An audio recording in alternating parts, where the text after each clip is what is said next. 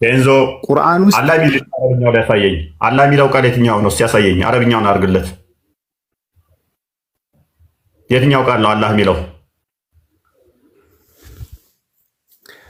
አሁን አንተ ምን እንደሆነ ታውቃለህ? እዚህ ጋር ቃል በቃል የአረብኛ ቋንቋ እኔ ሊቅ አይደለሁም፣ ትርጉሙ ላይ ነው የሚሄደው። ይሄን በዚህ ልክ ዲፕ የምትጠቅሞ የለኝም። ኬንዞ ትርጉሙን በቅንፍ የጨመሩት ውሸታም እስልምና ለውሸት መቆም ስለማይችል እንዲህ ያቀረበሯቸው ወደ ገሏቸዋል። ይሄ ውሸታም ሰዎች ያደረጉት ነው። በነገራችን ላይ ቁርአን የአላህ ቃል ነው ወይ የሚል ሙሉ የተዘጋጀ የዶክተር ዛኪር አለ። እኔ እውቀቴ የተገደበ ስለሆነ እንጂ ተዘጋጅቼ በመመጣ በዚህ ርዕስ ጉዳይ አንድ ደቂቃ የሚያከራክር ርዕስ ጉዳይ ራሱ ይዘ መምጣት አይችልም። ከዚህ ይልቅ ትንሽ ነፍስ የሚዘረው እውነት መጽሐፍ ቅዱስ አልተበረዘም። እንደዚህ አይነት ርዕሶችን እስቲ አንዳንዴ ይዘና እውነት የተበረዘ መጽሐፍ ቅዱስን ይዘ አንድ አለመበረዙ የተረጋገጠ ቁርአንን በዚህ ልክ ለመተቸት ራሱ መነሳት የተበረዘ አንደኛ፣ ሁለተኛ ግለሰቦች ከብዙ ዓመት በኋላ የጻፉት መጽሐፍ ይዘ ግለሰቦች እነዚህን ሁሉ ነገሮች ረፍ የአንተ መጽሐፍ ምንድነው? ጂኒዎች ናቸው የጻፉት? ላምኔች የጻፈችው ግለሰቦች አሉ የጻፉት? ሰው ነው የጻፈው። የጻፈበት መንገድ ግን ይለያያል። ከ50 ዓመት በኋላ አልተጻፈም። ሰዎች ቤት ላይ ቁጭ ብለው ደስ ያላቸውን ሀሳብ ቆርጦ ደስ ያላቸውን ቀጦ የተጻፈ አይደለም። እስኪ የተጻፈበት ቁርአንህን ማን እንደጻፈው ሰዎች ነው የጻፉት ብለኸኛል። ማን እንደጻፈው መቼ እንደተጻፈ ከቁርአን አሳየኝና ሻዳያ ብሬ ጋነም ልግባ። አሳየኝ እስኪ የትኛው ቁርአን ክፍል ላይ ነው ሰዎች እንደጻፉ እስቲ ያሳየኝ። ከሌ ጻፈው የሚል እስቲ ያሳየኝ ከቁርአን ላይ። ጋኔኖች እንዳጻፉት እስቲ ማስረጃ ከቁርአን ስጠኝ። በነቢዩ ሙሐመድ ሰለላሁ ዐለይሂ ወሰለም ላይ የጻፈው ቁርአንህን አምሹ ቁርአን በሚወርድበት ሰዓት ላይ ከቁርአን ማስረጃ ይሻው። አሁን አንድ ነገር ልንገርህ፣ ቁርአን ይወርዳል በነቢዩ መሐመድ ሰለላሁ ዐለይሂ ወሰለም ላይ ወረደ ወጣን። ያ የሚመለከተኝም ሰው ነው የጻፈው ብለኸኛል።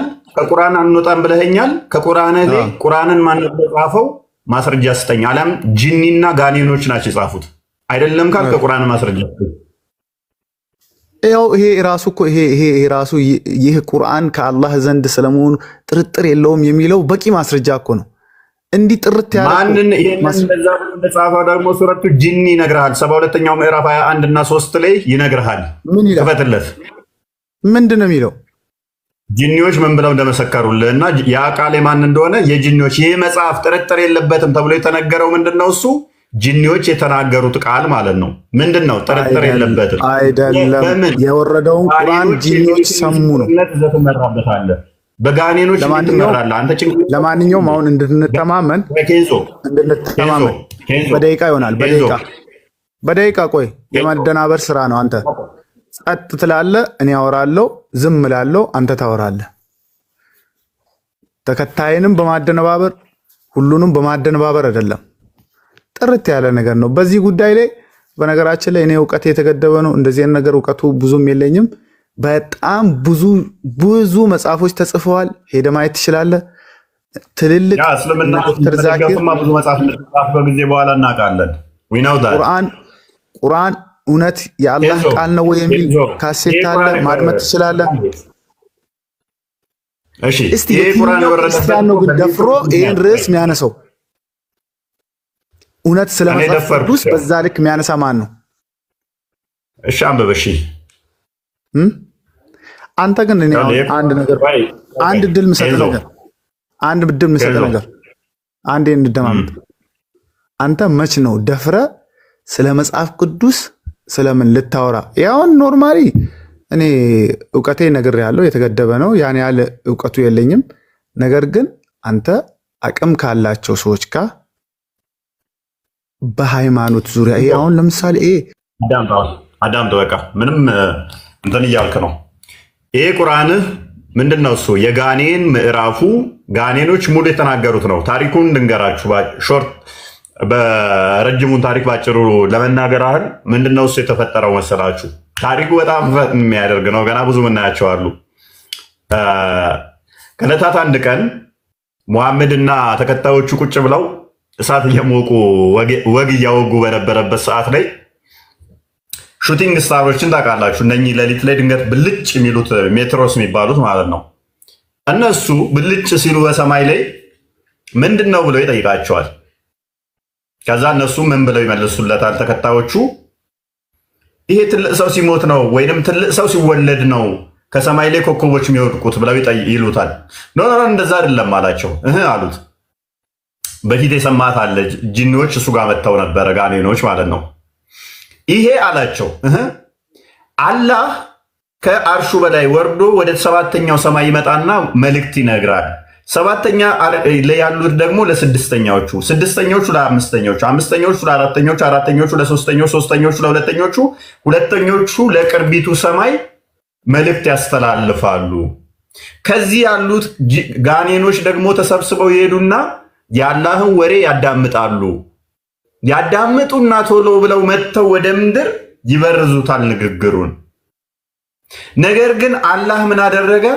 እየመጡ አላህ ወሬ ሲያስተላልፍ ለነኛ ሲናገር፣ ወደ ታይ ላሉ ሰማይ ሲናገር ጋኔኖች መጥተው እንዳያዳምጡ በተወርዋሪ ኮከቦች በሹቲንግ ስታሮች ምናምን እየፈነከታቸው ነው። እና ጀስት ሚሳኤል በሉት ተኩሶ እነሱ የሚመታበት ነው ይላቸዋል። ከዛ በኋላስ እነሱ ደግሞ ተሰብስበው መጡና አለ ከዕለታት አንድ ቀን ፈጀር ሰላት ላይ እየሰገደ ባለበት ሰዓት ላይ ጋኔኖች ተሰብስበው ይመጡና እሱ ጋር ይሰበሰቡና ቁርአኑ ሙሉ ይህንኛውን ክፍል ስታነቡት ግልጽ ያደርግላችኋል። አዲሶች አሉ ተሰብስበው መጥተው እሱን ይከቡትና ያዳምጣሉ። ወደ ሰማይ ስንወጣ እኮ እሳቱ አላስጠጋለን፣ ኮከቦች እየተወረወሩ እየደበደቡን ነበረ። ምንድነው ብለን ስንዞር አንተን አገኘን። ይሄም አንተ ምቀራው ቁርአን ዋው ምርጥ ድምፅ ያለው ነው። አሁን ያነበብነው ማለት ነው። አስገራሚ ቁርአንን አንተ ስቀራ ሰማን፣ አመንብህ በቃ። ስለዚህ ጌታችን ልጅ የለውም ሚስት የለውም ብለው ተናገሩ። ከዛ ሙሐመድ መገለጥ መጣልኝ አለ። ጅኒዎች ያሉትን ይህንን የቁርአን ክፍል ወረደልኝ አለና ምን ሆነ? መገለጥ ሆኖ ቢሊየንስ ሙስሊም የጋኔንን ምስክርነት ወይንም ንግግር ይዞ አሁን ይሄ ታምራዊ የፈጣሪ ቃል ነው ይለኛል ማለት ነው። ጋኔኖች ተሰባስበው ለሙሐመድ እንዲህ ብለው የነገሩት ነው ማለት ነው። ሜቢ ኬንዞ ተሳስቻለሁ። ከተሳሳትኩ እንዳለ አዲሱን አመጣልሃለሁ። ክፍሉ ይሄ ነው፣ እንደዚህ ነው። ኬንዞ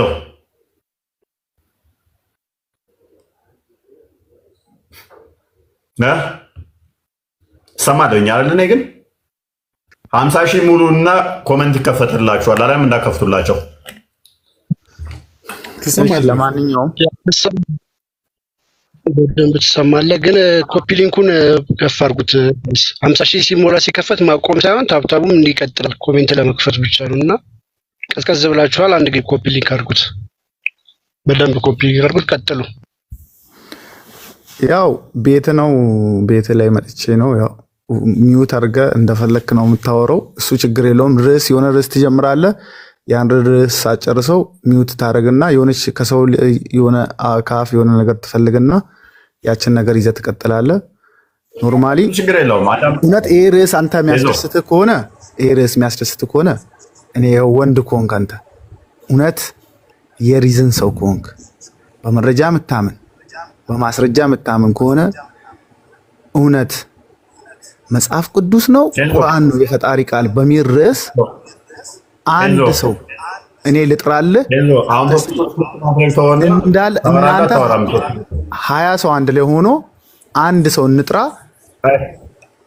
ያስ ተቀበል። እሺ ለአንተ አስጨርሰው፣ ጥያቄውን አስጨርሰው። ፎይ ጥያቄውን አስጨርሰው። ቀድሞ አንድ ደቂቃ አሰጠኝም። ጥያቄውን አስጨርሰው፣ ከዛ ታወራለህ እኮ። በደቂቃ ብናወራ አይሻልም? በቃ ውይይት አይደለ? ማሴት ብቻ ውይይት አይደለ? እዚህ ጋር ያለ ነው። ሶ እንወያይ። ጥያቄ አንሳለህ። ለጥያቄ ዲፊኒትሊ በማስረጃ የተደገፈ ነገር ትመልስለታለህ። ኦኬ እሺ መርሃባ። አሁን ወደ ጥያቄ ግባ ወንድሜ። እኔ አንድ ጥያቄ ብቻ ነው የምጠይቀው። ይሄን ነገር እኔ እንደውም በጣም ደስተኛ ነኝ። እንደዚህ ግልጥ ያለ ነገር ይዘህ እንትን አውላላ ሜዳ ላይ መውጣት ደስ ብሎኛል። ቁርአን የአላህ ቃል ስለመሆኑ እኛ የተዘጋጁ አንድ ሰው እናምጣ። አንተ ደግሞ መጽሐፍ ቅዱስ የፈጣሪ ቃል ስለመሆኑና ቁርአን የፈጣሪ ቃል ስላለመሆኑ የምትይዘው ማስረጃዎችና ሌሎች መሰሎችህ እንደዚህ አይነት ነገር ላይ አቅሙ ያላቸው እስከ 10 ድረስ ሆናችሁ አንድ ቤት ላይ ራሳችሁ እንደፈለጋችሁ ሚውት እያረጋችሁ እየነቀላችሁ የምትንቀሳቀሱበት ሳይሆን በክብር በማስረጃ በመረጃ እንትን እኮ ነው ንግግር። ምን ታያለህ? ትወና ቀላል ነው። ብዙ ጊዜ አንተ ውይይቶች ትወና ይበዛቸዋል። ማስረጃ ይቀርቡ የሆነ ነገር ርዕስ ይነሳል፣ ወደ ሌላ ቦታ ትሄዳለህ። እቺን ርዕስ ፕሮግራም ማሳስ ከቻል አሁን ጥራቸው እሺ እኔ ጥያቄ ልጠይቅህ። እፎይ ወገናችን በመጀመሪያ ሰላም ብያለሁ። ይቅርታ አድርጉልኝ። መጀመሪያ ሰላም ሳላችሁ ወደ ገደለው ስለገባው ሰላም ብያለሁ። እንኳን ደህና መጣችሁ።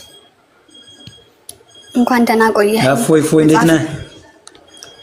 ኢንጂነር አንዴ ጠብቅ። አፊ አወረች ነው። ችግር የለም ያውራ ጭጋፍ ስር ኦኬ አንዴ እና እኔ ያው በረጅም ሰዓት ስፈልግ ነበረ ስላገኘው ደስ ብሎኛል። የሆነ ነገር እናውራ። በእርጋታና በስርዓት የምታወራ ከሆነ እኛ እስልምናን የምናምነው ማስረጃ ነው።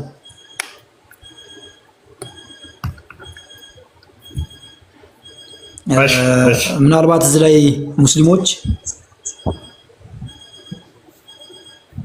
አሸጋት አለው። እሺ ወደ ውስጥ ስገባ የወጣው እንዳይመስላችሁ ይሰማኛል። ኢንፎን አድርጌያለሁኝ። እስከዛ ኢንጂነር ጨርስና ጨርሻለሁ በለኝ።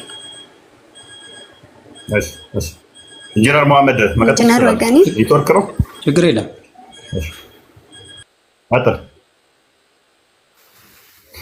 ቀጥል፣ እየሰማው ነው። ኔትወርክ ነው። ያ ጥያቄ ዛሬ ግልጽ ነበረ። ያላቃለው ብለናል አይደለ? ሁላችሁም እንግዲህ ያው እዚህ ላይቭ ላይ ያላችሁ ቀስ ብላችሁ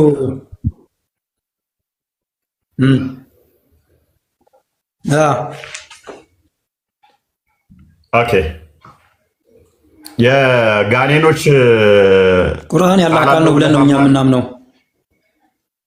ጋኔኖችስ ቃላቸው አለ ቁርአን ውስጥ ብለህ ታምናለህ? ኔትወርክ በጣም ያስቸግራልና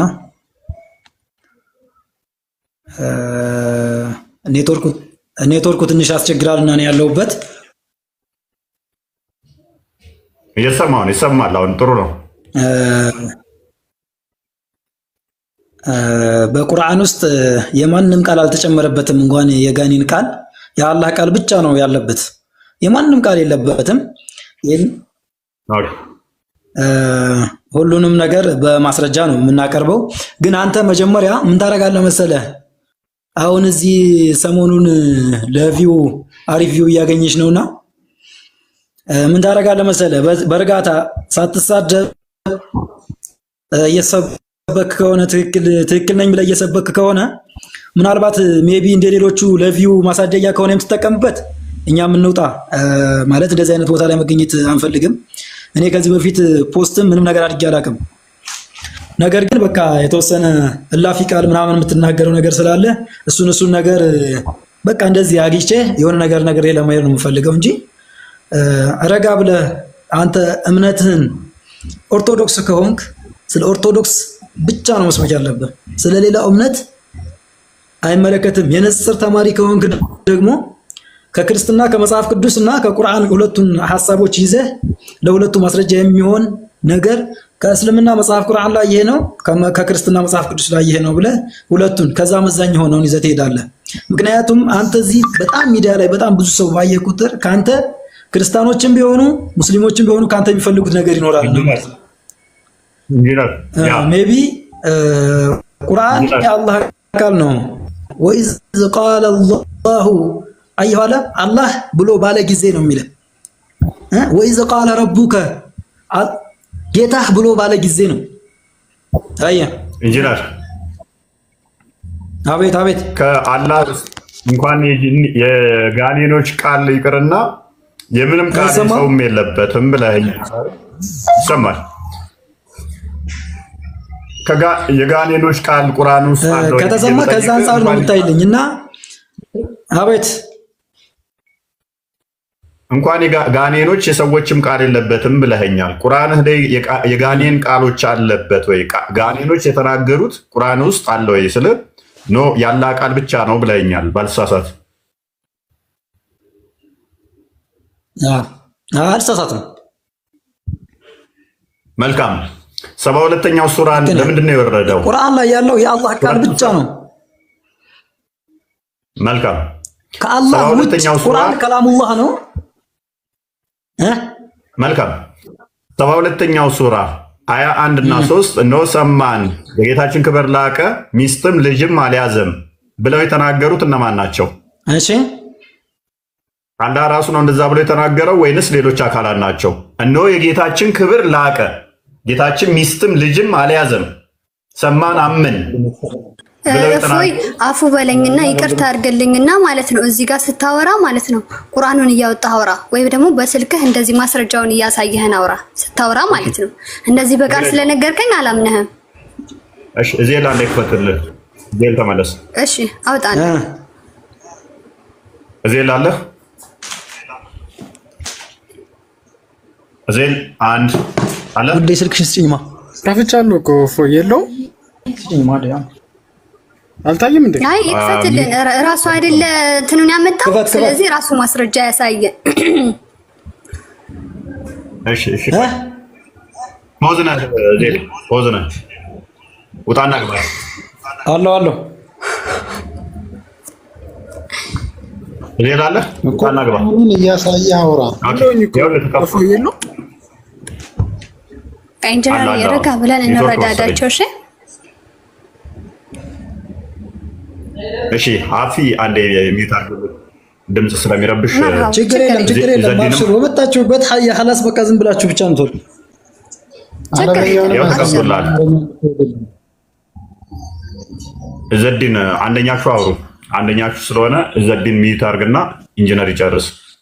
ከፈለገ አረብኛው ከፈለገ ማንን ከፈተ? ያው ሱራ 72 ሱረቱ ጂን ይባላል። የጂኒዎች ምዕራፍ ወይንም የጋኔኖች ምዕራፍ ይባላል። ሱረቱ አልጂን የጂኒዎች ወይንም ደግሞ የጋኔኖች ምዕራፍ። እሺ መሐመድ ጋር ጂኒዎች ተሰብስበው መጥተው ከዛ በኋላ ለመሐመድ የነገሩትን ታውቃለህ። ፈጅር ሶላት ላይ መሐመድ ፈጅር ሶላት በማያሰግድበት ሰዓት ላይ ጂን አጋንንቶች ተሰብስበው መጥተው ያዋሩታል። ለዛ በኋላ አብረውት ይሰግዳሉ። ከዛ በኋላ ቁርአንን ሲቀራ በጣም የሚያምር እዚህ ጋር አንቀጹን ላብራራልህ። አፉ በለኝና ማለት ነው። ምንድነው የሚለው እዚህ ጋር አላህም የጌታችንን ክብር ላቀ። እሺ ዘድኒ ምን ይላል መሰለህ? ከዛ በኋላ ወደ አንቺ እንመጣለን። እኔ ከአረበኛው ጀምሬ ነው ማነብልህ። ጋይድ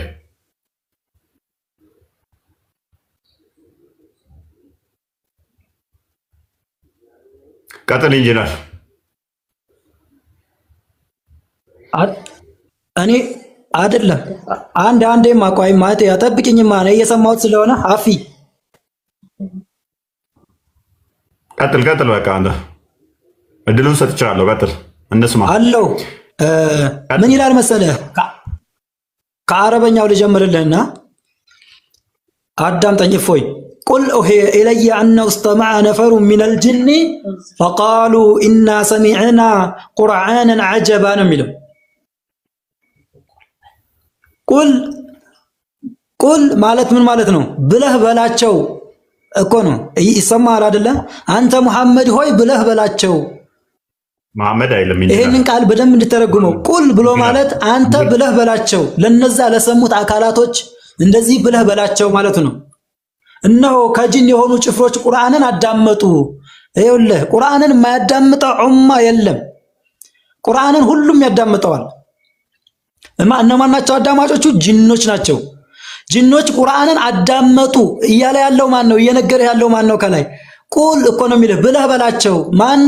ጂኖች ቁርአንን አዳመጡ ብለህ በላቸው። ለማን? ለኡመቶቹ ሙሐመድ እንዲያደርስ ነው እየነገራቸው ያሉት። እኛ አስደናቂ የሆነ ቁርአንን ሰማን አሉ። እነማን? ጂኒዎቹ ይህንን ቁርአን አሉ ብለህ በላቸው። ለማን የተነገረው? ለመሐመድ ነው። ለማን እንዲያስተምር? ለኡማው እንዲያስተምር ነው ነገር የተነገረው። ወደ እኔም ተወረደ አሉ። ቀጥሎ ምን ይላል መሰለህ? የህዲ ኢለ ሩሽዲ ፈአመና ቢሂ ወለን ኑሽሪከ ቢረቢና አሐዳ ይላል። ወደ ቀጥተኛው መንገድ የሚመራን ቁርአንን ሰማን። ማን ነው የሚመራህ? አላህ ወደ ቀጥተኛው መንገድ የሚመራህ በምንድነው? በቁርአን ነው። የህዲ ብሎ ማለት ኢለ ሩሽዲ ወደ ቀጥተኛው መንገድ የሚመራን ቁርአንንም ሰማን አሉ። በእርሱም አመን። የጅን እኮ ሙእሚን አለ። እፎይ አንድ የምታውቀው ነገር የጅን ሙእሚን አለ፣ የጅን ሙስሊም አለ። ኢንጂነር ጅኖች ከሰው ዘር ይበልጣሉ በብዛት። ለነሱ ይሄ ቁርአን ያወረደው ለነሱ ነው። የጅን ሙእሚን አለ፣ የጅን ሶላት የሚሰግድ አለ። ይጨርሱ። ስለዚህ እነሱም በእርሱ አመን፣ በጌታችን አንድንም ነገር አናጋራም አሉ። ማንን ነው ያሉት? ይሄን ነገር እንዲናገር የተናገረው ማን ነው? መሐመድ ነው። መሐመድ ከማን ሰምቶ? ከአላህ ዘንዳ። ቁል የምትለውን ይዞ ብለህ በላቸው አንተ መሐመድ ሆይ እነዛ ጂኖቹ አመኑ ማለት ነው። ምን ይላል መሰለህ? በሌላ የሱራ አያ ላይ ለሙስሊሞችና ለጂኒዎች ወረደ። ይሄንን አንብብና ስለሶስት ጨርሰው። ሌላ ቁርአን አያ አለ። ላ ተዕቡዱ የሚላል ማንንም አትገዙ፣ ማንንም አታምልኩ ይላል። ስለዚህ ይህም ምንድነው የሚያመላክተው? ለጂኒዎች ምን አላህ Subhanahu Wa Ta'ala ምንን አወረደላቸው? ይህንን የቁርአን አያት አወረደላቸው አይደለም? ምን የሚሉት እነሱ አምነው እስልምናን የሚቀበሉበትን አያ አላህ Subhanahu Wa Ta'ala አወረደላቸው እንጂ ቀጥሎ ምን ይላል መሰለህ? ወአነሁ ይላል ተዓላ ጀዱ ረበና ማ ተኸዘ ሷሒበተን ወላ ወለዳ ይላል። እነሆም የጌታችን ክብር ላቀ። የማን? የአላህ Subhanahu Wa Ta'ala። ላ ችግር የለም እፎይ። በነገራችን ላይ የተንዛዛ ጥያቄ አይደለም። አንድ ቃል ነው የምፈልገው ካንተ፣ አንድ መስመር ብቻ ማለት ነው። የተንዛዛ ምናምን አይደለም። እሽካቴ አፍጥኙ መጽሐፍ ቅዱስ ወደ ቃል ስጋ ይቅርታ ከእፎይ ጋር ነው ንግግሬ። አም ሶሪ። ሁለት ሰው አላናገርም። ሶሪ ሁለት ሰው አልፈልግም። ጥያቄ ለእፎይ ነው። እፎይ ይመልስልኝ። የቤቱ ባለቤቶች ሚዩት ማድረግ የምትችሉ ከሆነ ሚዩት አድርጉት። ጥያቄ ለእፎይ ነው። እፎይ ይመልስልኝ። እሺ ጥያቄን ስጠይቅ በመጽሐፍ ቅዱስ ኢትዮጵያውያን እንዲገደሉ ታዟል አልታዘዘም?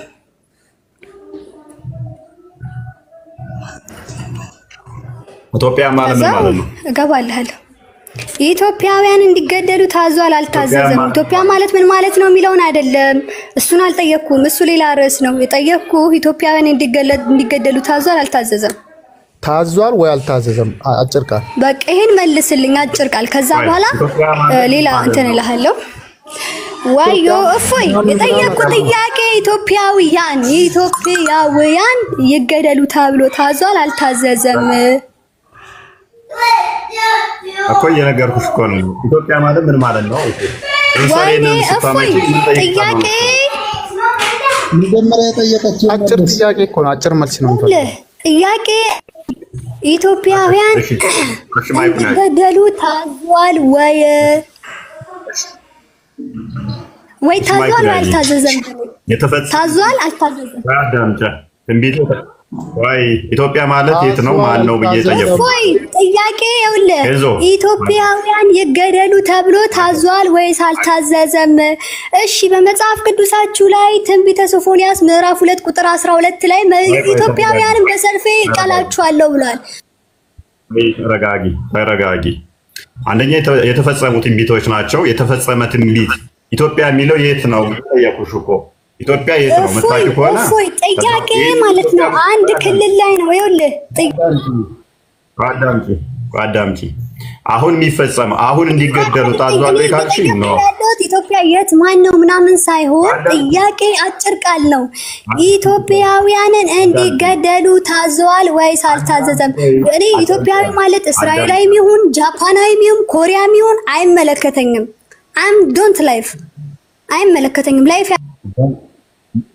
ዶንት ላይፍ ማለት ምን ማለት ነው? በመሰረቱ ሌላ ርዕስ አታምጣ።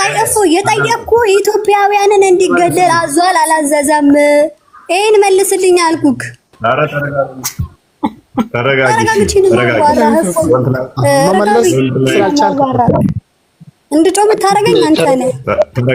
ሀፊ ተረጋጊ ፕሊስ። እና መልሱን እንዲመልስ እድል እየሰጠሽው አይደለም። ቃል እዚህ ጋር እሺ፣ ሞዴሬተሮች በአንድ ነገር እንስማማ። ጥያቄ ቤቱ እኩል መሆን ካልቻለ ትርጉም የለውም። ጥያቄ ስጠይቅ አጭር መልስ ነው የምትሰጠው። ኢትዮጵያ ምን ማለት ነው ምንድነው ምናምን ዲፊኒሽን አልፈልግም። በቃ አሁን እንዲገደሉ ታዟል ወይ? አሁን እንደዚህ የሚል ትምህርት አለ ወይ? የለም። በእስልምናው አለ ወይ? አዎ። ኢትዮጵያኖች አሁን እንዲገደሉ በእስልምናው ብታስረዳም ደስ አይልም። ብታስረዳም ኬንዞ ተረጋጋ፣ አትጩ። ለመጮህ አይደለም። የተፈጸሙ ትንቢቶችን እንደሚፈጸም ገና እንደሚፈጸም አድርገህ ካመጣው ፎልስ ይሆናል ማለት ነው። ስለዚህ እንደ እስልምናው ከሆነ ግን አሁን እንዲገደሉ ኢትዮጵያኖች ታዟል። ለማጥመልፋለ ወጣለች። የትኞቹ መሪዎች በቦታ ያሉትን የትኛው ድንበር ያለውን የሚለውን ጠይቃለሁ። ምክንያቱም ኢትዮጵያ የምትለው የትኛዋን ነው? አሁን ያለችውን ነው? ከ2000 በፊት የነበረችውን ነው? ወይንስ ደግሞ ከዛሬ 4000 ዓመት በፊት የነበረችውን ኢትዮጵያ? ለምሳሌ የዛሬ በቅርብ ጊዜ እንኳን ኤርትራን ያካትት ነበረ። ከዛስ ኬንያንም ያካትት ነበር። ኢትዮጵያ የሚለውን መቼ ነው የተሰየመው? ከ3000 ዓመት በፊት ነበረ። እነኛን ያካትት ነበረ። የት ድረስ ነበር ካርታቸው? ይህንን ታውቀዋለህ? ስፔሲፊካሊ ግን አሁን ያለችውን ሎኬሽን በዚች ካርታ ውስጥ ያለችውን የእስልምናው ደግሞ ጠቅሱ ገደል ያዘዘበት አለ። ኢትዮጵያ ለምን 10 ሰው አይሆንም እኮ አለች እኮ። ጥያቄውን የጠየቀችው ቆይ። ስለዚህ ወደ ቶፒካችን ባክ አድርጎ አሁን ወደ ቶፒካችን ባክ አድርግና የቅድሙ ላይ ምላሽ ልስበት። ይህ ነው የወጣበልህ። መልሰው አንዴ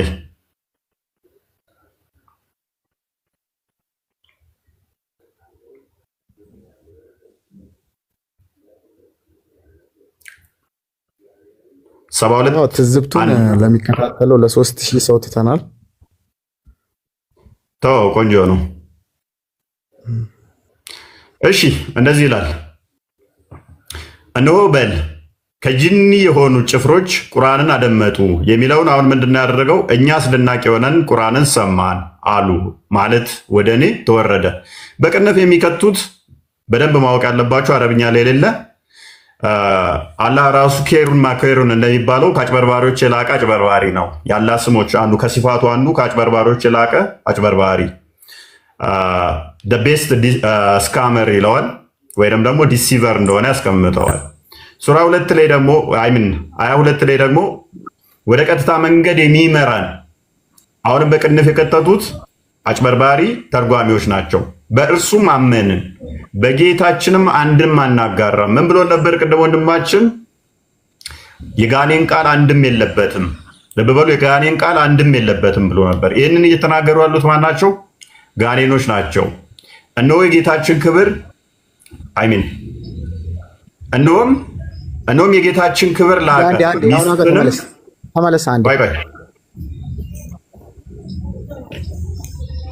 እየተማመንን ተመለስ አንዴ። እሺ ወደ ቀጥታ መንገድ የሚመራን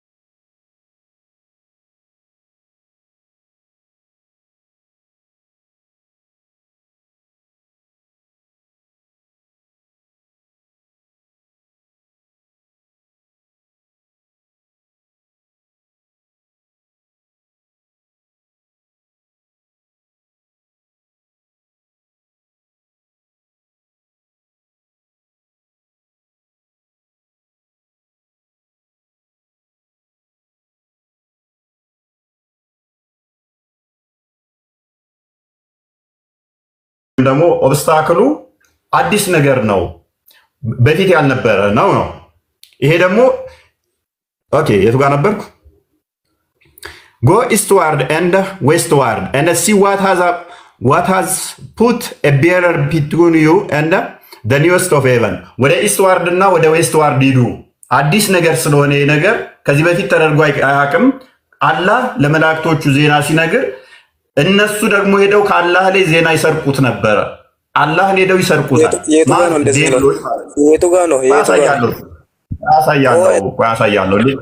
አሳያለሁ። ተረጋጋ።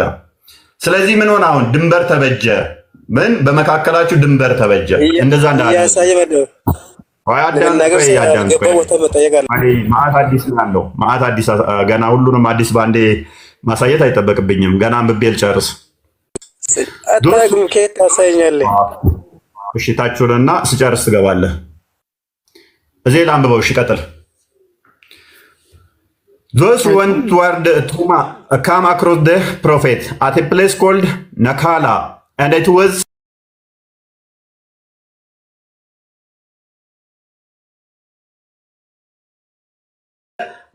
ምን የሚባለው ቱሃማ የሚባለው ቦታ የሄዱ ሰዎች ሲመጡ ነብዩ ሱቃ የሚባለው ቦታ ላይ የከበራ ቦታ ነው። እዛ ቦታ ላይ ፈጀር ጸሎት እያሰገደ ሶላት እያሰገደ ካምፓኒያኖቹ ጋር ወይንም ደግሞ ከባልደረቦቹ ጋር አጋንንቶቹ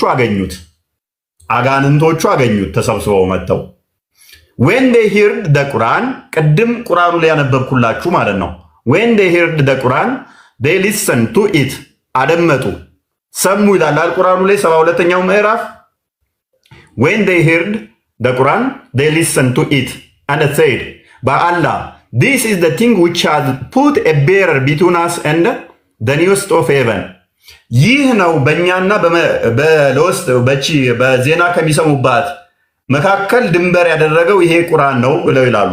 አጋንንቶቹ ለሙሐመድ ጋር ሄደው ማለት ነው።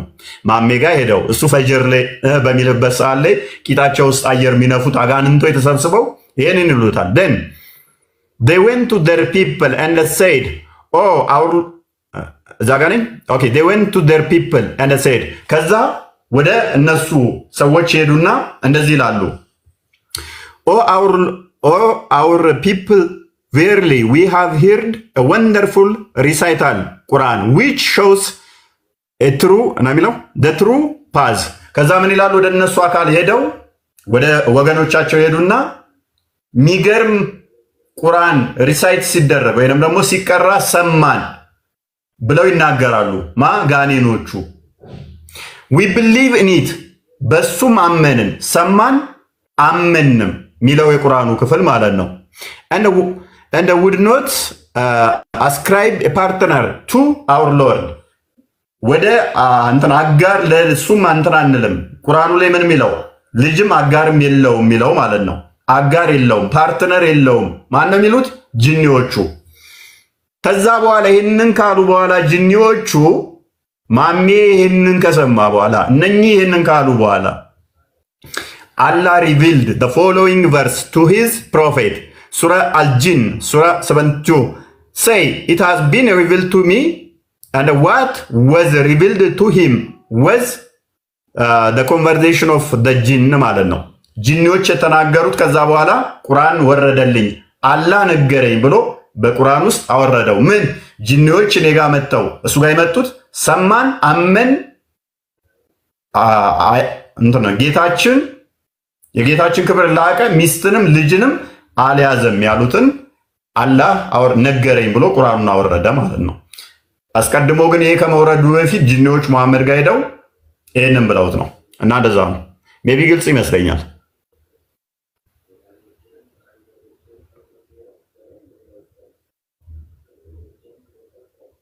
ሜቢ አልሰማም እንዴ?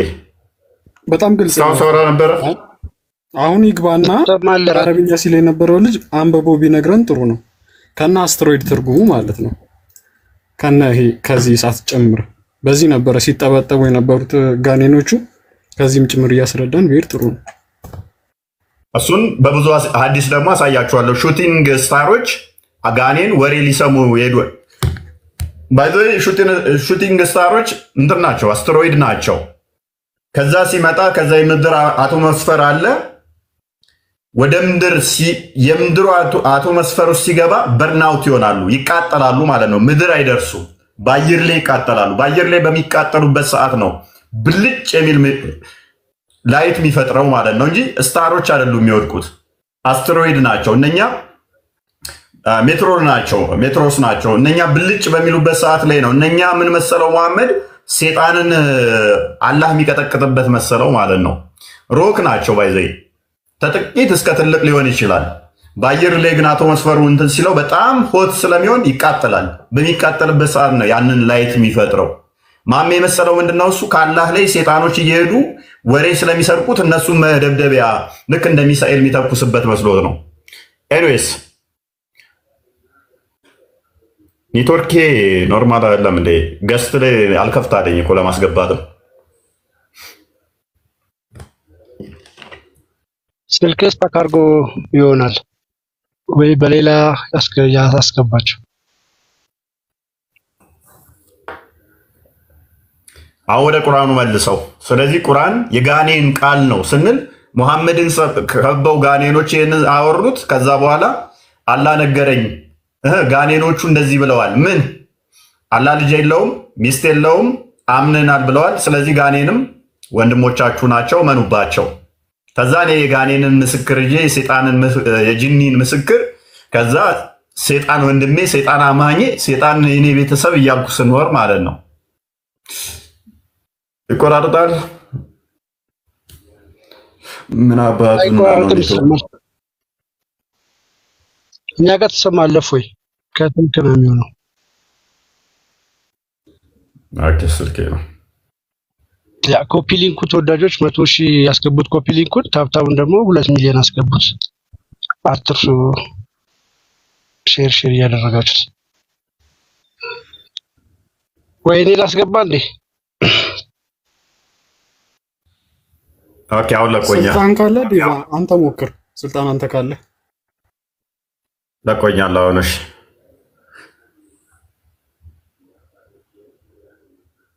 ቆይ እንደገና ወጥቼ በዚህኛው ልግባ።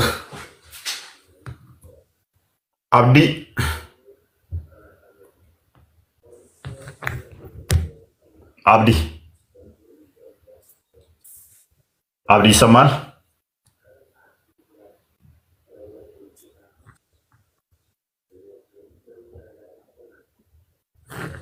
ኦኬ አልሰማም። ትሰማለህ?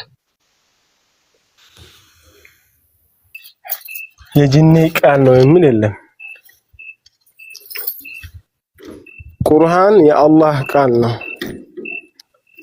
100% ማለት ነው። የሱ ንግግር እኮ ጂኒዎች ሲተናገሩ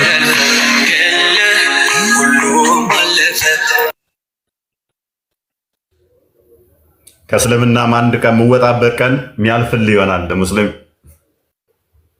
ማሜ እንዴት ነህ? ስልኩ ጠርቷል። እሱ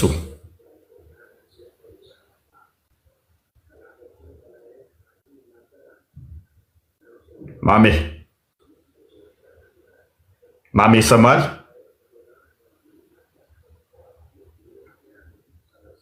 አልሰማም ማሜ።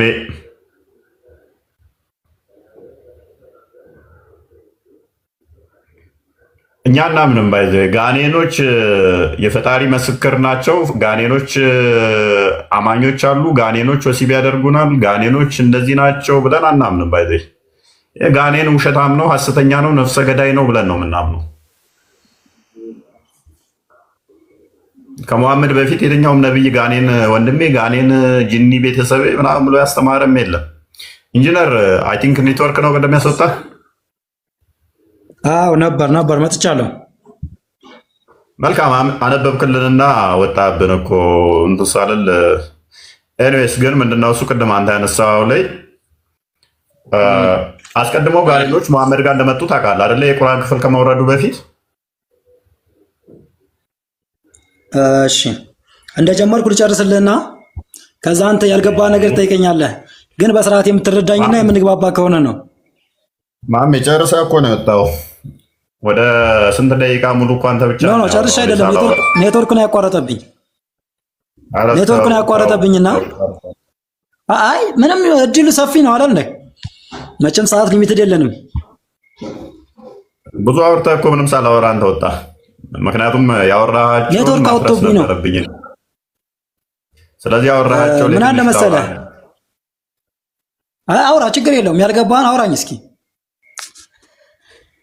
ያ ምን አለ መሰለህ ቁርአን ውስጥ እነኛ ቁርአኑ ክፍል ከመምጣቱ በፊት መሐመድ ጋር ጂኒዎቹ መጥተው ነበር አይደለ? እሺ ቁርአን ጋር መሐመድ ጋር መጥተው ምንድነው ያሉት ጂኒዎቹ? እሺ ምን እንዳሉ ታውቃለህ?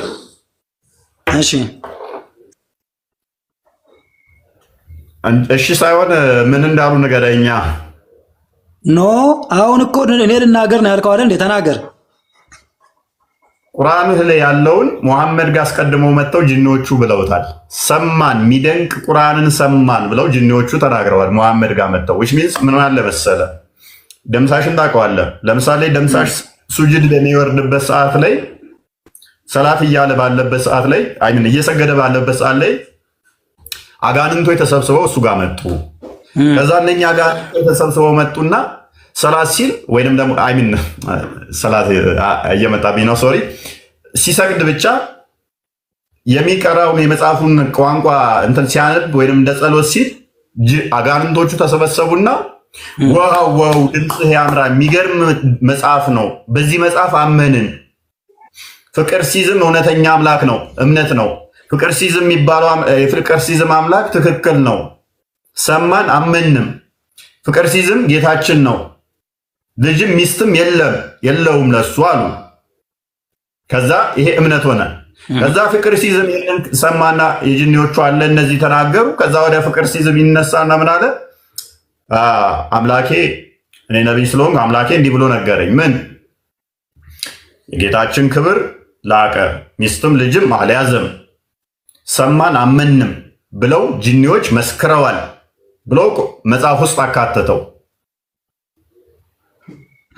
ከዛ ይሄንን ምናልባት እመንበት፣ ይሄ የፈጣሪ ቃል ነው እመንበት ትለኛለህ። ይሄንን ቃል ማን የተናገረው ስልህ ደግሞ አጋንንቶቹ ሳይሆኑ አይ ፈጣሪ ነው የተናገረው ትለኛለህ። ሀውካ ኦኬ ጥሩ ብለሃልና እፎይ። አንዴ ደግሞ እኔ አንተን በእርጋታ እንዳዳመጥኩ እኔን በእርጋታ አዳምጠኝ።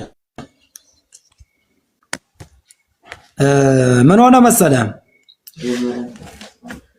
መጀመሪያ አላህ ስብሐነሁ ወተዓላ እኛን ምን ብሎናል መሰለህ? ወማ ኸለቅቱል ጅነ ወልኢንሰ ኢላ ሊዕቡዱኒ ብሎናል። የት ሄድክ? ወማ ኸለቅቱል ጅነ ወልኢንሰ ኢላ ሊዕቡዱኒ ብሎ ማለት ምን ማለት መሰለህ? አጋንንትንም ቢሆን የሰውን ልጅንም ቢሆን አልፈጠርኳቸውም እኔም ብቻ ሊገዙኝ ቢሆን እንጂ የሚለውን ያዝ። እዚህ ላይ ነው ትልቁ ትርጉም ያለው። አየሁ አይደለ? ጂኒዎችንም ቢሆን ሰዎችንም ቢሆን የፈጠርኳቸው እኔም ብቻ ሊገዙኝ ነው። ሌላ ታቦት፣ እንጨት፣ ጣዖት ሊገዙ አይደለም። ኻሊቁ ሰማዋቲ ወልአርድ የሆነውን አላህ ሱብሓነሁ ወተዓላ ሊገዙ ነው እኔ የፈጠርኳቸው። ስለዚህ እዚህ ላይ አዳም ጠፎይ ምንም ሳትከራከር ማለት ነው እኔ ሁሉን ወማ ኸለቅቱል ጅነ ወልኢንስ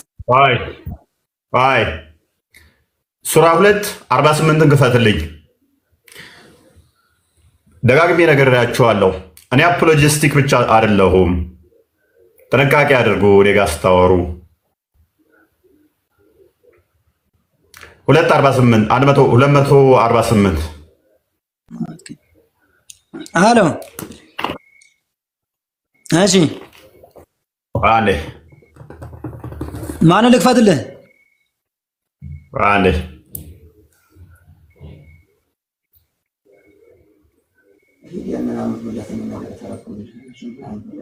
ኦኬ፣ አረብኛውን አድርግልኝ። ሱረቱል በቀራ ነው። አረብኛውን አንብበልን። ይሄንን ሱረቱል በቀራ ነው የከፈትከው? ማን ነው? አዎ ኦኬ ቁጥር ስንት?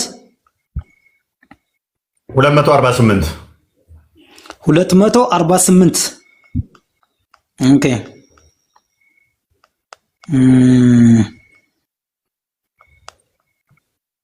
አረበኛው ነው የምትፈልገው? አዎ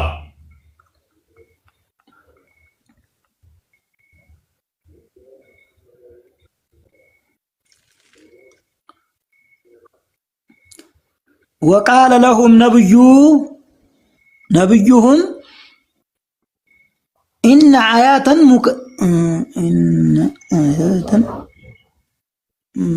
كمان አዳምጠኝ ላነብልህ ነው። وقال لهم نبيهم إن آية ملكه أن يأتيكم التابوت. ጮክ ብለህ አንብልኝ። وقال لهم نبيهم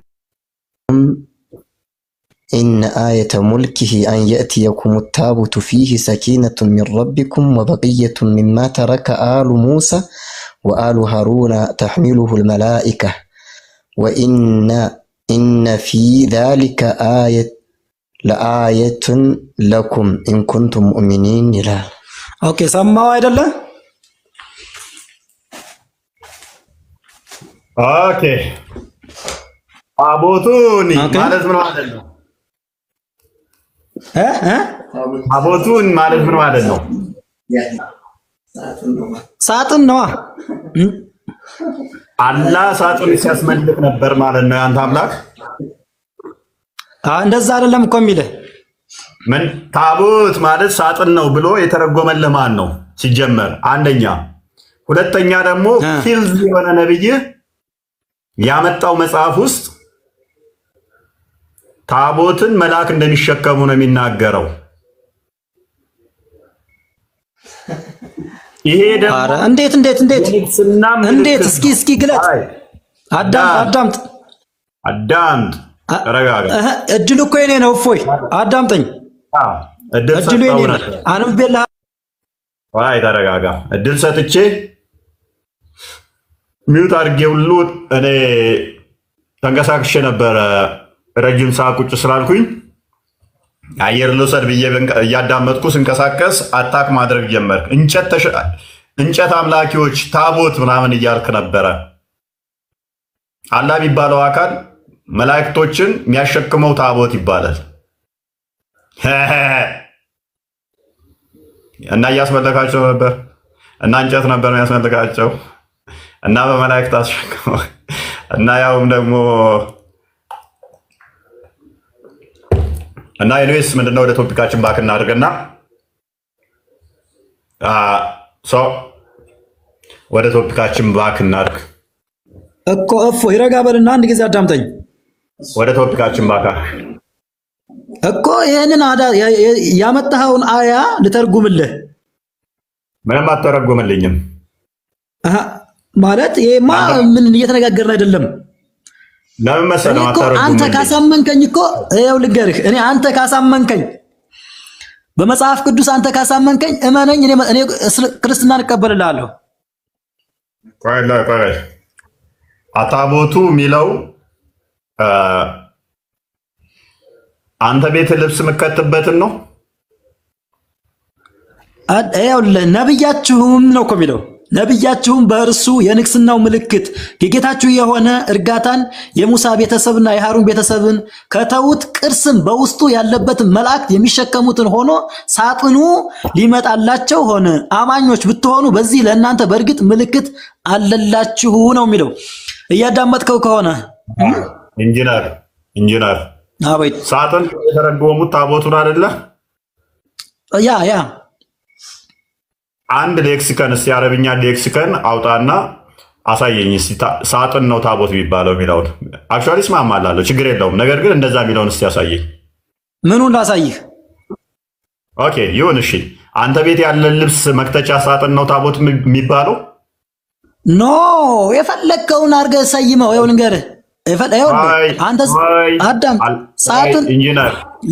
ሳጥን እኮ ብዙ አይነት ሳጥን አለ ኢንጂነር። በጣም ብዙ ሺህ አይነት ሳጥን አለ የምትይዘው ነገር። የልብስ መክተቻ ብቻ አይደለም፣ የዕቃ ማስቀመጫም አለ፣ ፕላስ ትዛት ሌላም አለ። ተረጋጋ። አላህ ያቺ ወንብ እንትኗ የሚጎትትበትን ቀሚሱንም የሚያስቀምጥበት ሳጥን እንዲኖር ይችላል። እሱን አልጠየቅኩም፣ ምክንያቱም ሽር ስላለው እሱን አልጠየቅኩም። እኔ እያልኩ ያለሁት ታቦት ይላል አይልም ቁርአንህ ላይ? ታቦት ማለት እኮ ሳጥን ማለት ነው። ታቦት ምንድን ነው? ወዳጄ ሳጥኑ አንተ ቤት የምታስቀምጥበት ሳጥን ነው ወይንስ መላእክ የሚሸከሙት ነው? እሺ ይኸውልህ የሙሳና የሃሩን ቅርስ ያለበት ሳጥን ነው። ይኸውልህ ታቦት ኢኔሴንስ በጣም ብዙ አይነት ነው ያለው። ኢንጂነር ይሁን ወይ ሙፈሲሮች እንደዛ ብለው አልፈሰሩትም። ይሁንልህ፣ ምክንያቱም ሙፈሲሮች አታውቁም እያልካቸው ስለሆነ ኢብን ከሲር፣ ኢብን አባስ፣ ጃለሌን፣ ቁርጡቢ፣ ጠበሪ፣ ሌሎቹም አንተ እንዳልከው አልፈሰሩም። አይ ደስ ችግር የለም አብሽር። እንደዛ ነው የፈሰሩት። ልስማማለህ፣ አማርኛውን እዘህ ነው ልስማማለህ። አሮንና ሙሴ ፓንትና ጫማቸው የሚከቱበትን ሳጥን ነው መላእክቶች እንዲሸከሙት አላህ ያደረገው። ምን ታደርጋለህ መሰለህ እዚህ ላይ እፎይ፣ አንዴ በርጋታ ካዳመጥከኝ የሆነ ነገር ልንገርህ። አይ ቀጥታ መልስልኝ። አሮን እና ሙሴ ፓንትና ጨርቃቸውን ካልሲያቸውን የሚከቱበትን ነው መልአክ የሚያሸክመው አላህ ሳጥን ነው ስላልከኝ፣ የሙሴና አሮን የነሱ ቅርስን እንትማያ ነው ስላልከኝ፣ ፓንትና ካልሲያቸውን ጫማቸው የሚከቱበትን መላእክቶች እንዲሸከሙ ያደረገው እሱን ነው። እኔ የምልህ ሳጥን ብሎ ማለት ትርጉሙ ያ ብቻ ከሆነ እሰይ አድርገው። ግን ሳጥን ብሎ ማለት ያ ብቻ አይደለም ትርጉሙ። ታቦት ማለት ይኸውልህ፣ ታቦት ማለት አጣዖት ነው፣ ጣዖት ነው። ከአላህ ውጭ የምትገዙት ነገር በሙሉ ጣዖት ነው። ስለዚህ ይሄንን ታቦት እኛ ታቦት አምላኪዎች አይደለንም። ታቦት ተሸክሞ አሁን ንግግርን ወደድ ነው። አንዴ ክፈትልን። አሮንና ሙሴ ጣዖት አምላኪ ነበሩ። አሮንና ሙሴ ብቻ ሳይሆኑ ጣዖትን የሚያሸክማቸው ማን ነው? እሱ መላእክቶችን አላህ ነበረ። አንዴ ክፈተው ቁርአኑን ክፍል ዜድ። ሶሪ አንተን አሳድጋለሁ ብዬ ነው። አላህ ጣዖት አሸካሚ ነው ስንል ለዚህ ነው።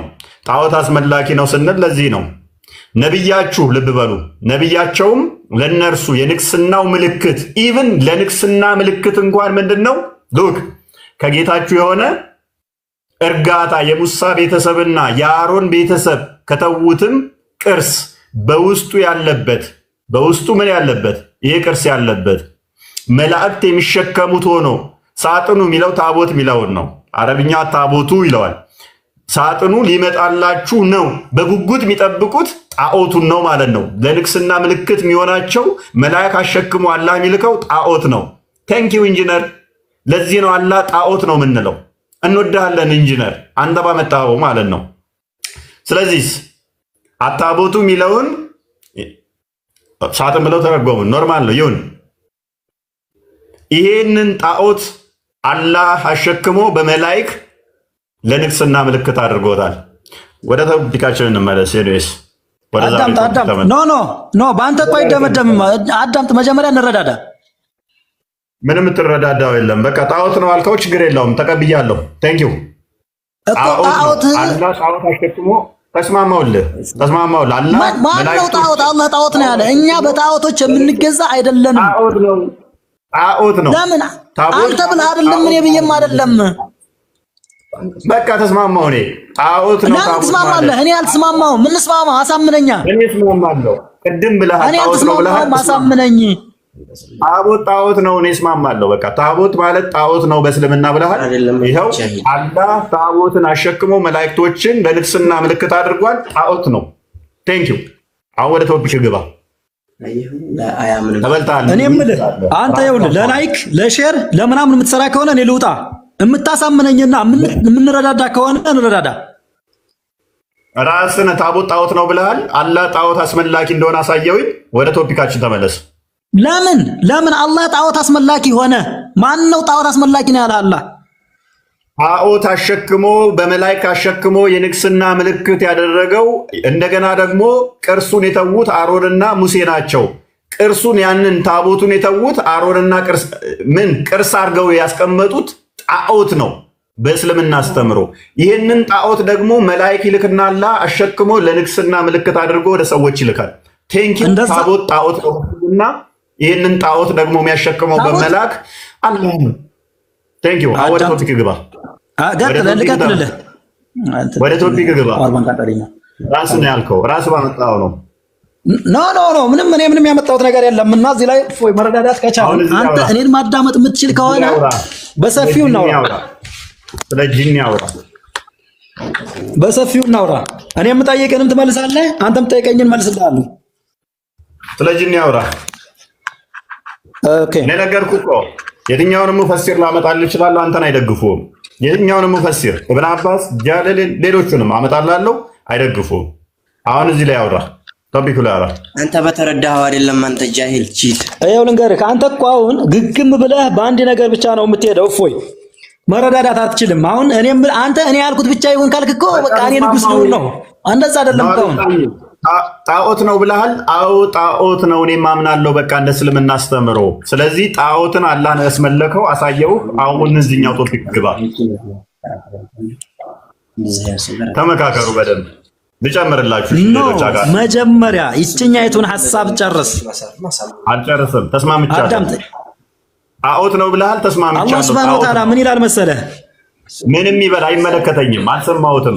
እዚህ ጋር ጋኔኖች አንተ ይሁን ንገረህ። አላህ አይደለም ጋኔን ነው ያለው።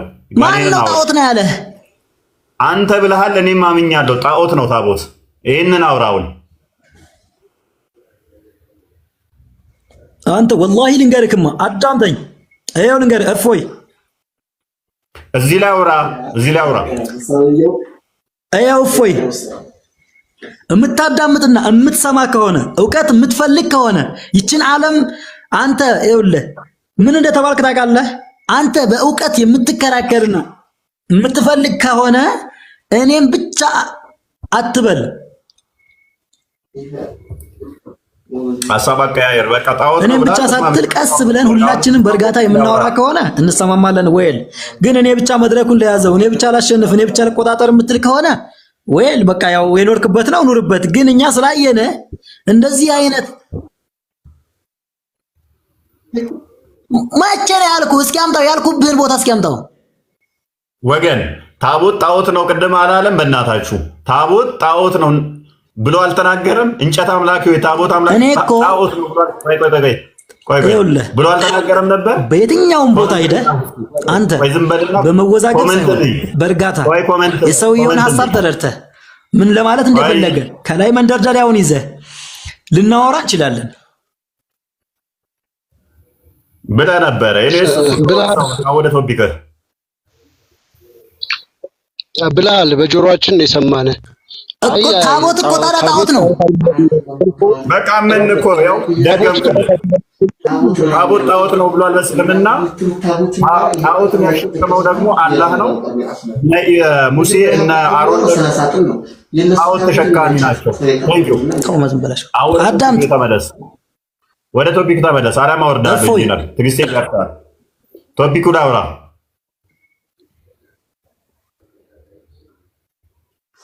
ኖ እኔ ኮሜንት ሰው አይደለሁም። እኔ ኮሜንት ሰው አይደለሁም። የምታዳምጠኝ ታቦት በቃ ላስወርድ ነው።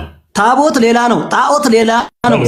ወራሽ ራሱ ነው ባይዞ ያለው ብሏል።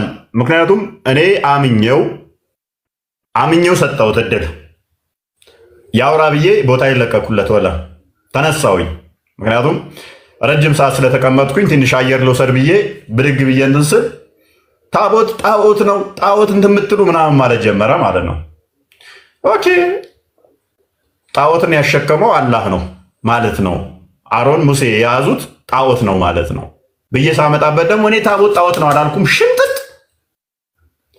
አደረገው። አየህ ጣዖት አይደለም ብዬ ለምን እከራከርሃለሁ? አዎ እንዳንተ አስተምሮ ጣዖት ነው ብዬ ስከራከርህ አላህ ላይ አፕላይ አደርገዋለሁ። ለምን ጣዖትን የሚያሸክመው መላእክቶች ጣዖት እንዲሸከሙ አድርጓል። ሙሴ ጣዖት አምላኪ ጣዖት ነበረው፣ አሮን ጣዖት ነበረው እንድትል አደርጋለሁ ማለት ነው። ሪቨርስ ሳይኮሎጂ ማለት ነው። ኤኒዌይስ ወደ ቶፒካችን ባክ እናድርግሽ። ነስር እንኳን ደህና መጣ። እሙ አለም ይሰማሻል?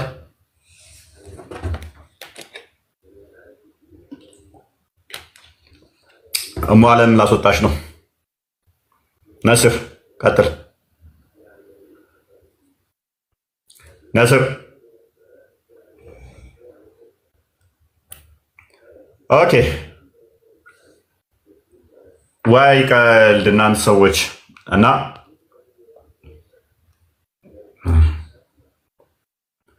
ግልጽ ነው አይደለ? ጥያቄ ግን የጋኔን ምዕራፍ ራሱን የቻለ ጋኔኖች የተናገሩበት ነው። በደንብ ለምን ትጨናነቁ? ለምን ትበሳጩት? ብዙ ቴክስቶች እየደረሱ ነው። ስድብና እንትን ምንም እኮ አልተናገርኩም። አሁን ዛሬ ምን ተናገርኩኝ? እና ቴክስታችሁ ከሌለ ስድብ እየመጡልኝ ነው፣ ኢንቦክስ ማለት ነው። እና አትናደዱ። እኔ አስተምሮቱን ነው ቻሌንጅ ያደረኩት። ለአንተ የዘነበ እኔ ጋም እያካፋ ነው። ባይዘዌ አንተ ጋም እየመጣ ነው። አስወቅጠኝ እንግዲህ ያው ምንም ማድረግ አይቻልም። ኤሌት ናስር ቀጥይ።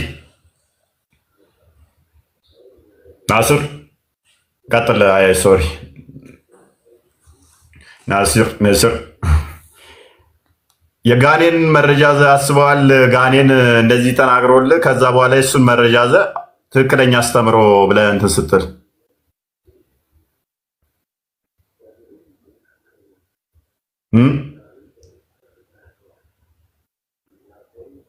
ለምን ትቀጥፋለህ? የአላህ ንግግር ነው ትላለህ። አላህ ማን ነው? አላህ ሱብሃነሁ ወተዓላ የእሱ ንግግር ነው። ቁርአን የእሱ ንግግር ነው። ይህንን እኮ ጋኔን የተናገረው ያሉትን የተናገረው ናስር የለም እና እንዴት አያችሁ? ዛሬ አሪፍ ነበር። ያ በጣም ቤስት ነው። በጣም አሪፍ ነው። ግን ቶፒኩ ላይ እኔ ፎከስ አድርጎ የሚያወራ ሙስሊም በጣም እየናፈቀኝ ነው እውነት ለመናገር ጌታ። ከዛ መልስ እንደሌለ ነው እየተረዳ ያለሁት። መልሱ ላይ ፎከስ አድርጎ ከማውራት ይልቅ ምክር ለመሌ ለቅሶ ሌላ ቶፒክ ላይ ሽፍት ለማድረግ ምናምን የሚደረጉ ጥረቶች ነው እያየን ያለ ነው እና ገብቶ ማወቅ ያለባችሁ እዩ፣ ቁርአን እንደ መጽሐፍ ቅዱስ አይደለም፣ የአላህ ቃል ነው ብለው በደንብ አስተውሉ። ቁርአን ምንድን ነው ብለው ነው የሚያምኑት? ይሄንን የአላህ ቃሉ ነው ብለው ነው የሚያምኑት። እኛ ክርስቶስ የእግዚአብሔር ቃል ነው፣ ቃል ወልድ የእግዚአብሔር ቃል ነው ብለን ነው የምናምነው አይደለ? ልክ እንደዛ ይሄንን ፍጡር ያልሆነ ፍሮም ኢተርኒቲ የነበረ ነው ብለው ነው የሚያምኑት። ዝም ብሎ እንደዚህ በንግግር ወይንም ደግሞ እንደ መጽሐፍ ቅዱስ አይደለም፣ በሰዎች አንደበት የተገለጠ በሰዎች እንትን የተባለ አይደለም። እንደዛ አድርጋችሁ እንዳትወስዱት። ስለዚህ ልክ እኛ ወልድ የእግዚአብሔር ቃል ነው ያ በስጋ የተገለጠው ብለን ነው የምናምነው። እነሱ ደግሞ ይሄ ያላህ ቃሉ ይሄ ወረቀት ላይ ተጣበቀ እንትን አደረገ። ልክ እኛ ክርስቶስ በስጋ ተገለጠ በመጀመሪያ በቃልነት ነበር እንደምንለው ማለት ነው። ሶ ይሄ ቃሉ ያላህ ቃል ከሆነ ኢተርናል ከሆነ ዘላለማዊ ከሆነ እንትኖች የተናገሩትስ ጂኒዎች የተናገሩት እሱም ዘላለማዊ ነው። ዘላለማዊ ከሆነ ደግሞ ጂኒዎችም ዘላለማዊ መሆን አለባቸው ማለት ነው። ጋኔኖቹም ዘላለማዊ መሆን አለባቸው። በዚህ ነው ያላህ ቃል ነው ብለው የሚደርቁት። ለምንድን ነው እሱ የጋኔኖች ነው ካሉ ጋኔኖች ጅማሬ ያላቸው የሆነ ሰዓት ነው ያንን ንግግር የተናገሩት እንጂ ዘላለማዊ ሊሆን አይችልም። ለምሳሌ መጽሐፍ ጻፍኩ እኔ መጽሐፌ ውስጥ የሆነ ኮት አደረግኩኝ የሆነ ሰው ንግግር ማለት ነው። ያ ንግግር እኔ ብጽፈውም የኔ አይደለም ቃሉ። ለምሳሌ እከሌ እንዲህ ብሎ ተሳደበ ብዬ ብጽፍ ያ ስድብ የእፎይ አይደለም፣ የጻፍኩት እኔ ልሆን እችላለሁ። ያ ቃል ግን የማን ነው? ለምሳሌ ቃልን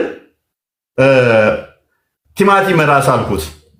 የሆነ አካል ቲማቲም ራስ እዜል ቲማቲም ራስ ሐባብ ራስ አለው ቃልን። እኔ መጽሐፌ ውስጥ ምን ብዬ ጻፍኩኝ? እዜል ቃልን ሐባብ ራስ አለው ብዬ ብጽፍ መጽሐፉ የኔ ነው፣ ነገር ግን ቃሉ የኔ አይደለም። ሐባብ ራስ ያልኩት እኔ አይደለሁም። ቃሉ ወደ ማን ነው የሚሄደው? ወደ መጀመሪያው ተናጋሪ አካል ነው የሚሄደው። ወደማ ወደ ዜል ነው የተናገረው። ዜል ነው ቃልን ያለው እንጂ አይደለሁም። እኔ ብጽፈውም ቃሉ የማን ይሆናል ማለት ነው? የዜል ይሆናል። ስለዚህ የጂኖች ምዕራፍ ላይ እንዳነበብ ነው ሰማን፣ አመን፣ አላህ ልጅ የለውም ሚስትም የለውም ብለው የተናገሩት እነማን ናቸው? ጂኒዎች ናቸው፣ ጋኔኖች። ስለዚህ የቃሉ ንግግር ጀማሪ ማን ይሆናሉ ማለት ነው? ጋኔኖች ይሆናሉ ማለት ነው። ማንም ከዛ በኋላ ይጻፈው ያንን የመጀመሪያው ተናጋሪ አካላት ግን ማን ናቸው? ጋኔኖች ናቸው።